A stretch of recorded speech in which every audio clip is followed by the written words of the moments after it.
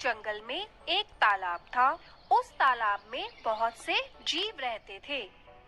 वही तालाब के पास एक वृद्ध बगुला भी रहता था, जो कि बहुत बूढ़ा होने के कारण मछलियों का शिकार करने में असमर्थ हो गया था और अक्सर उसे भूखा ही रहना पड़ता था।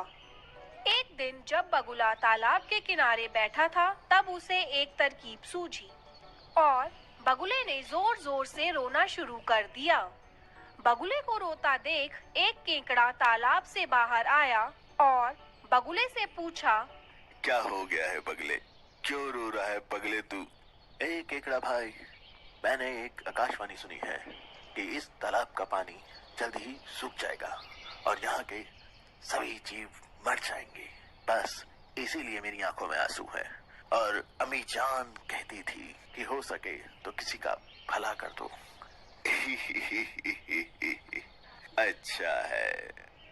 केकड़े ने यह बात तालाब में जाकर सभी को बताई और सभी जीव इकट्ठा होकर मदद लेने बगुला के पास आए और बगुला से बोले, अला बगला भाई, क्या आप हमें सुरक्षित स्थान तक पहुंचा सकते हैं? हाँ दोस्तों, यहाँ थोड़ी दूरी पर ही एक विशाल तालाब है। मैं तुम सब लोगों को कुछ ही दिनों में वहाँ पहुँचा दूंगा। सभी जीव मान गए। बगुला एक एक करके मछलियों को ले जाता और उन्हें एक चट्टान पर ले जा करके खा जाता। अब बगुला बहुत खुश था, क्योंकि उसे बिना किसी मेहनत के उसका भोजन मिल रहा था। यह सब कुछ दिन चलता रहा। फिर एक दिन केकड़े की जाने की बारी आई। केकड़ा बगुले की पीठ पर बैठ गया और बगुला भी उड़ चला।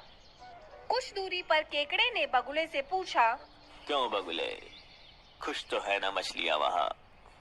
तू ले जा रहा है मुझे जहाँ।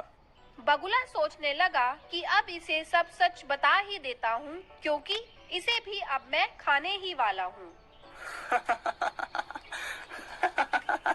नहीं बच्चे, मैंने तो झूठ कहा था।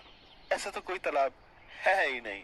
और हाँ, जो मछलियाँ मैं ले गया था वो सारी मछलियाँ मेरे पेट में खुश हैं। और अब तू भी वहीं जाने वाला है। केकड़े ने सोचा, यदि यह दुष्ट बगुला जीवित रहा तो उसका और तालाब के सभी जीवों का जीवन संकट में आ जाएगा। यह सोचकर केकड़े ने अपने तेज पंजे बगुले की गर्दन में गाड़ दिए। ये तूने अच्छा नहीं किया बगुले, अब मरेगा बगुला। बगुला धरती पर जा गिरा और मर गया। बहुत फड़फड़ा रहा था, जान बचाएगा सबकी। केकड़े ने यह सारी बात वापस तालाब पर जाकर सभी जीवों को बताई। सभी जीवों ने समझदार केकड़े की प्रशंसा की और उसका धन्यवाद किया।